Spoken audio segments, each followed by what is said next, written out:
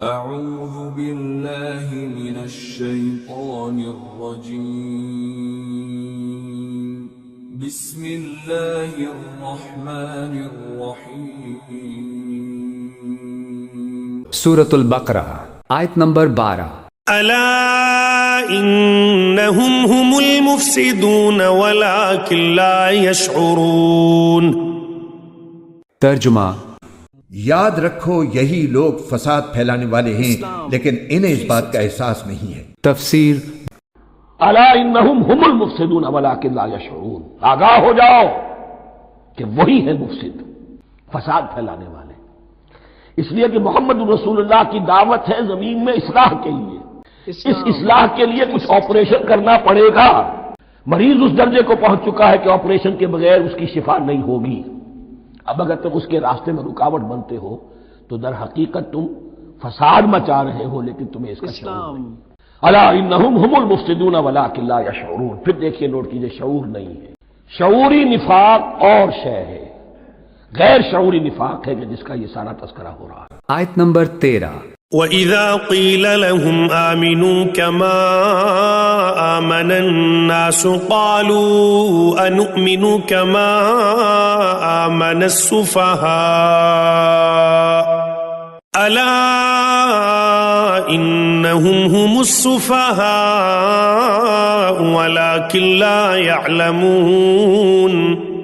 ترجمہ: اور جب ان سے کہا جاتا ہے کہ تم بھی اسی طرح ایمان لے آؤ جیسے دوسرے لوگ ایمان لائے ہیں، تو وہ کہتے ہیں کہ کیا ہم بھی اسی طرح ایمان لائیں جیسے بے وقوف لوگ ایمان لائے ہیں؟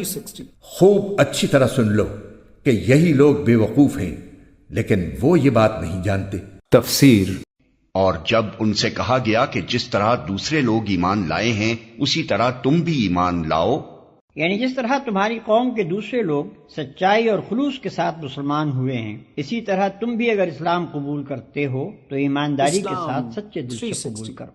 تو انہوں نے یہی جواب دیا، کیا ہم بے وقوفوں کی طرح ایمان لائیں؟ وہ اپنے نزدیک ان لوگوں کو بیوقوف سمجھتے تھے جو سچائی کے ساتھ اسلام قبول کر کے اپنے آپ کو تکلیفوں اور مشقتوں اور خطرات میں مبتلا کر رہے تھے۔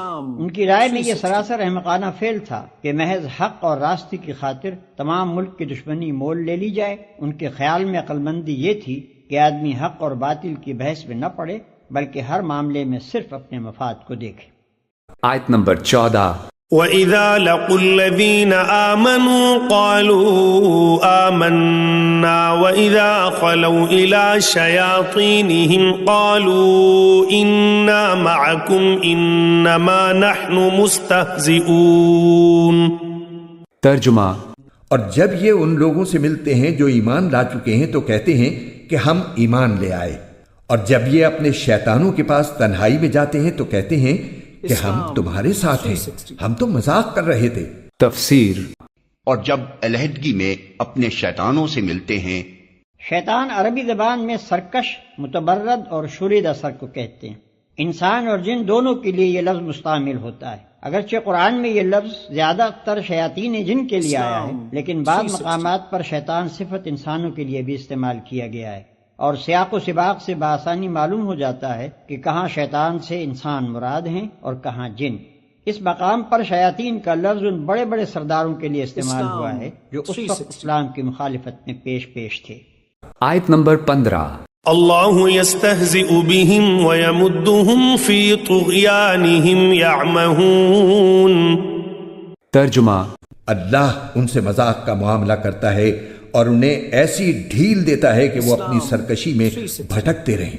تفسیر: یعنی اللہ تعالیٰ نے ان کی رسی دراز کر رکھی ہے کہ ان کے دوغلے پن کی فوری سزا دنیا میں انہیں نہیں مل رہی ہے، جس سے وہ سمجھ رہے ہیں کہ ہماری تدبیر کارگر ہو گئی، چنانچہ وہ اپنی اس گمراہی میں اور پختہ ہوتے جا رہے ہیں۔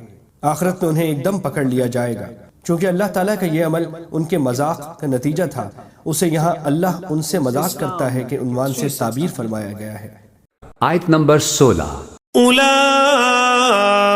الذین اشتروا الضلالة بالہدى فما ربحت تجارتهم وما كانوا مہتدین۔ ترجمہ: یہ وہ لوگ ہیں جنہوں نے ہدایت کے بدلے گمراہی خرید لی ہے، لہذا نہ ان کی تجارت میں نفع ہوا اور نہ انہیں صحیح راستہ نصیب ہوا۔ تفسیر اولئک الذین اشتروا الضلالۃ بالہدی، یہ وہ لوگ ہیں کہ جنہوں نے ہدایت کے عوض گمراہی خرید لی ہے۔ دیکھیے بڑا پیارا انداز ہے یہ، ایک شخص کے سامنے دونوں آپشنز تھے، ایک نے گمراہی کو چھوڑا، ہدایت لے لی، چاہے قیمت دینی پڑی، تکلیفیں اٹھانی پڑی، آزمائشوں میں سے گزرنا پڑا، قربانیاں دینی پڑی، ہدایت لی، اور ایک شخص نے ہدایت دے کر گمراہی لے لی۔ آسانی تو ہو گئی، فوری تکلیف سے تو بچ گئے، لا الہ الا ولا الہ الا، دونوں طرف سے اپنے آپ کو بچا لیا، لیکن حقیقت میں سب سے زیادہ گھاٹے کا سودا اولئک الذین اشتروا الضلالۃ بالہدی، ہدایت دے کر اور ضلالت خرید لی، فما ربحت تجارتهم وما كانوا مهتدین، ان کی تجارت ان کے حق میں ہرگز مفید نہیں ہوئی اور نہیں ہے اب یہ ہدایت پانے والے۔